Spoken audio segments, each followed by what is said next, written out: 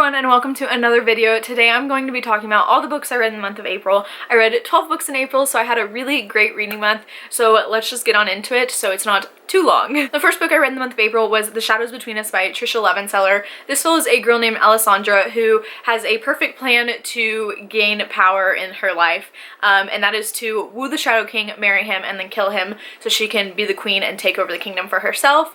I think the plot of this would have been really interesting had it not mainly been about Alessandra's sex life. I absolutely hated that aspect in this.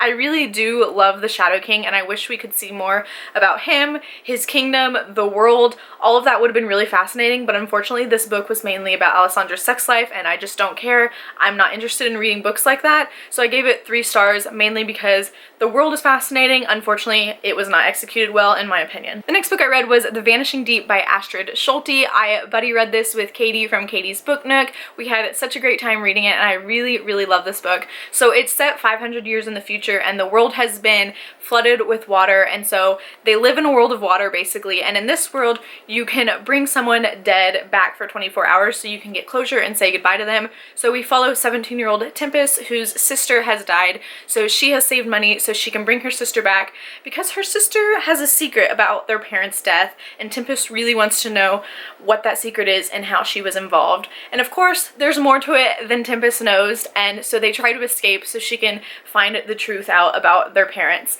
I absolutely love this. We've also followed another character named Lore who lives at the company where they bring people back, and he is struggling with guilt because something tragic has happened in his life.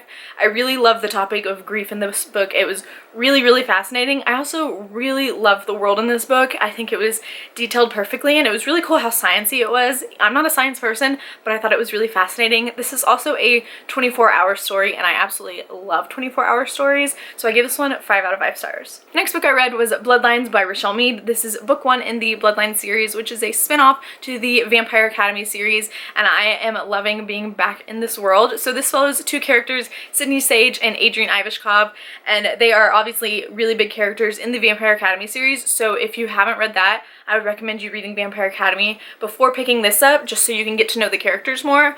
There was another character in here that we were introduced to named Keith, and he is so awful. I absolutely hate him.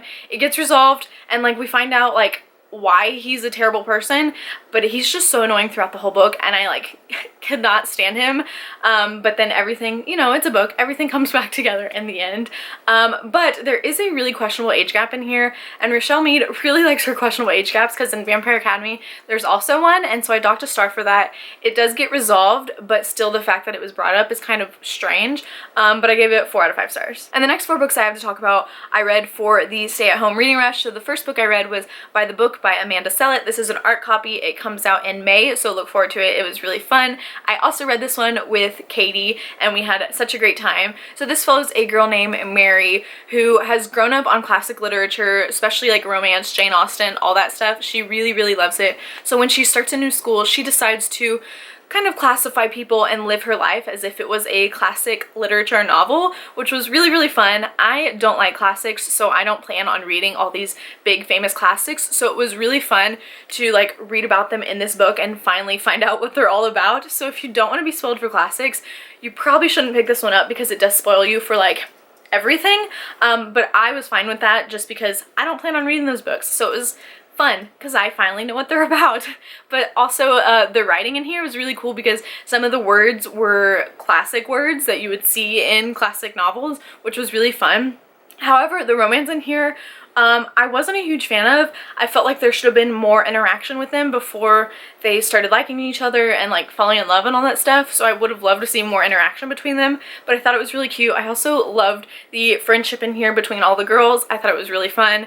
But yeah, I give this one 4 out of 5 stars. It was really cute. The next book I read was Far Away by Tom McNeill. So this follows a boy named Jeremy Johnson, and for a while now he has been able to hear the voice of a ghost, and so he's kind of an outcast in his town because people know he can hear voices, but it is actually a ghost, which is really cool. So this is like a modern day fairy tale. It is set in a town called Never Better. It reminds me a lot of Storybrooke from Once Upon a Time, which was really fun. But mysterious things start happening. His mom disappears. There's this cake in the bakery that if you take one bite, supposedly the first person you look at, you fall in love. So crazy things start happening. Honestly, when I was reading this book, I was like, I don't like this, I'm gonna unhaul it. Like, it's just not fun, which is sad because it's a pretty cover. It's just so boring, nothing's happening. There's random plot lines in here. They went to a game show and I was like, what the heck is happening? But the last 150 pages, oh my gosh, I loved the last 150 pages.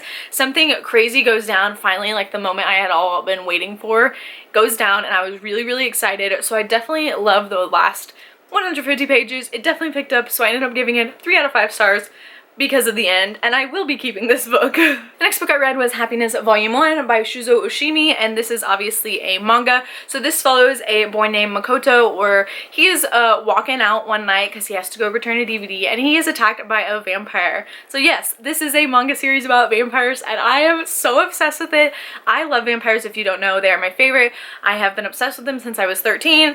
I will never grow out of the vampire phase. I absolutely love them, and this is just really, really perfect. The vampires in here are really unique. The storytelling, it is like unlike any vampire story I've ever read before. Also, this might be like my favorite art style in a manga like ever. I absolutely love it. I am obsessed with it, and I cannot wait to read this entire series. I gave it 5 out of 5 stars. The next book I read was City of Ghosts by Victoria Schwab. This was my first Victoria Schwab book, so I was really excited about it. It follows a girl named Cassidy whose best friend is a ghost, and her parents are also supernatural, like paranormal authors, and so they get a chance to start a TV show all about supernatural places all around the world. So they move to Scotland, which is the city of ghosts. Things start happening. Cassidy had a near-death experience, so she can kind of go through the veil and see to the other side. It is so much fun. This is a middle grade, and I think that this would have been so much fun to read in junior high. I really, really loved it. I love Cassidy and Jacob's friendship. I loved the other side and seeing all the different ghost stories. I love the setting of Scotland. A lot of the places they had been to, I was like, I've been there. I know exactly what they're talking about. It was really, really great. Absolutely loved it, and I can't wait to read more from Victoria Schwab. I gave this one 5 out of 5 stars. The next book I read was Fortune, Fire, and Stars by Andrea Robertson, and this is an art copy. It comes out in May. So this one is going to be a little more difficult for me to explain because it took so long for me to understand the world, and I'm still not quite sure I fully understand it. So basically in this world, it is fantasy. This book starts out 15 years in the past, and there is this position, this person called the Loresmith, and basically they are like the magic defender of the king or something like that. And 15 years ago, the last Loresmith was killed, the kingdom was taken over, everybody died, basically evil took over the kingdom, all that stuff happens. So we follow this girl named Aura, who is actually the last Loresmith's daughter, and so she has to go on this journey to become the Loresmith so she can help take over the kingdom and win it back and make good happen again, basically. So she's supposed to go on this journey, but it was like the most boring journey of my entire life. I could not get through it. Like I said, it took me so long to get into this world. We run into this character, Teth, and he is a thief, and basically Teth is the only person I really cared about in this book. I didn't really like the others. That's that.